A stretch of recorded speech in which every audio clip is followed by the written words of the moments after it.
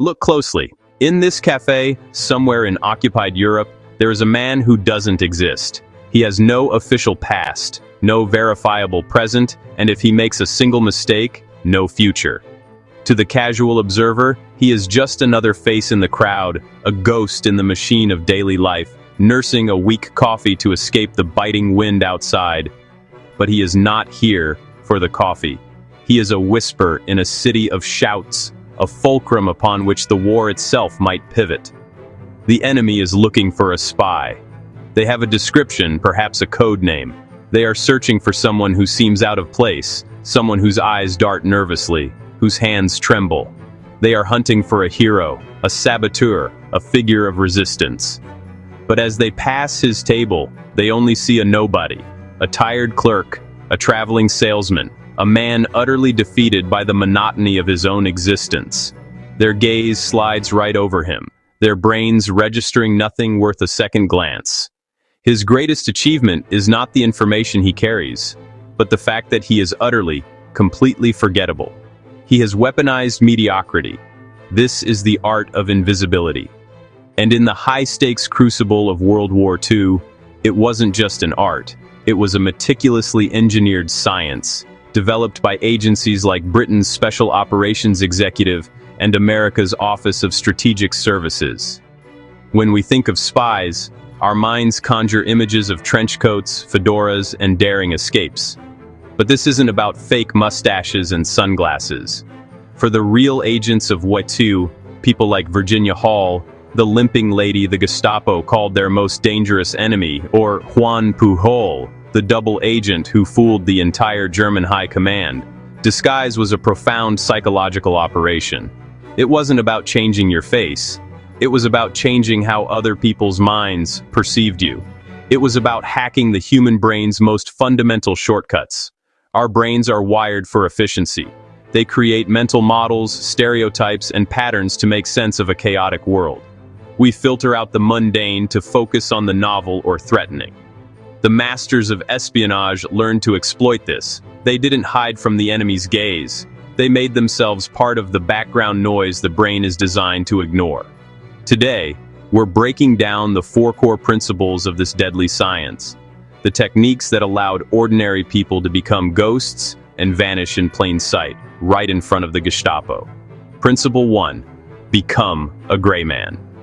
This is the foundational concept of clandestine tradecraft. The gray man, or woman, is an individual who can blend into any environment without drawing the slightest attention. The goal is to be so profoundly average that the observer's brain automatically filters you out as irrelevant data. This means wearing the most common clothes, not just in color but in style and quality. It means adopting a common haircut, walking at an average pace, and maintaining a neutral, nondescript expression. You are neither too handsome nor too ugly, neither too tall nor too short. You are the human equivalent of beige. This is a crucial distinction. It's not about hiding in the shadows. Hiding creates a void, and a void draws suspicion. The gray man hides in plain sight. It is a conscious and deliberate act of strategic blandness. While everyone else is trying to be somebody, the spy's objective is to be a definitive nobody. You are the person someone bumps into on the street and apologizes to, only to realize 5 seconds later they can't remember a single detail about your face. That memory gap is your sanctuary. Principle 2. Your cover story is your armor, but the best armor is light, flexible, and fits you perfectly. A weak cover story or legend was a death sentence. When the Gestapo stopped you, your life depended not on a gun, but on a narrative. A bad cover is an elaborate romantic epic. You're a displaced aristocrat, a famous artist in hiding, a globe-trotting journalist. These stories are exciting, but they are brittle. They invite questions and have too many points of failure. A good cover, the kind that saved lives, is relentlessly boring and deeply rooted in the truth. You're not a diamond merchant on a secret mission. You're a farmer bringing produce to a cousin in the next town, a clerk traveling to a regional office, a clock seller making a delivery. The golden rule, taught by spy masters like the SOE's Hardy Amy's, was that the most believable lie is 90% truth. Did you grow up in a small town? Make your cover's hometown a similar small town. Do you know about mechanics? Then your cover is a bicycle repairman.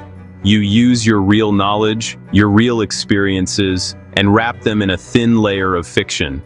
This way, when questioned, you're not inventing answers. You're recalling memories. The details are authentic because they are, for the most part, yours. Principle 3. Your body will betray you before your words do. Humans are wired to read nonverbal cues. A flicker of the eyes, a slight tremor in the hand, the beads of sweat on an upper lip. These are the universal signals of deception and fear that every police officer and counterintelligence agent is trained to spot. Therefore, spies underwent rigorous training to control their tells. They practiced maintaining a steady heart rate under pressure, controlling their breathing, and mastering a relaxed posture even when their adrenaline was screaming. But it went deeper than just suppression. The best agents learned to adopt the complete physical persona of their role. You don't just wear the clothes of a bureaucrat. You inhabit his weary slump, his myopic squint, his air of petty importance. You don't just carry a farmer's tools. You adopt his slow, deliberate gait, the way he squints at the sun, the calluses on his hands. You inhabit the psychology of the person you're pretending to be, and let that psychology dictate your every movement. Your body becomes the most convincing prop in your arsenal. Principle 4. Exploit the power of the uniform. In a world governed by strict social hierarchies and military order, the uniform was a key that could unlock almost any door. It's a powerful psychological symbol that tells the brain to stop thinking. When you see a mailman, a police officer, or a utility worker, your brain doesn't process the individual. It sees the role. It sees the function. The uniform acts as a cloak of invisibility for the person wearing it. Allied spies used this to their advantage with astonishing success. A stolen or replicated uniform, whether for a postman, a train conductor, or even a low-level functionary, came with a built-in script of behavior and, crucially, a halo of authority and anonymity. People see the badge, not the face. They question the uniform far less than they would question a civilian in the same location. It grants you permission to be in places you have no right to be, and to do so without arousing the slightest suspicion. The gray man, the boring cover story, the controlled body language, the authoritative uniform, these are not separate tricks. They are interconnected techniques that all serve one fundamental mindset. You must actively help the enemy's brain ignore you. You don't just avoid triggers for suspicion. You proactively feed the observer's mind exactly what it expects to see. You give it the patterns, the stereotypes, and the mundane details it craves, allowing it to categorize you as safe and unimportant and move on. So, the ultimate disguise worn by the heroes of the shadows was never a mask or a costume. It was a mindset. It was the deep, practiced understanding of human psychology and the discipline to become a living, breathing piece of the scenery. In a world of total war and constant surveillance, where being noticed meant death, the ability to be a nobody was the most powerful and sophisticated skill of all.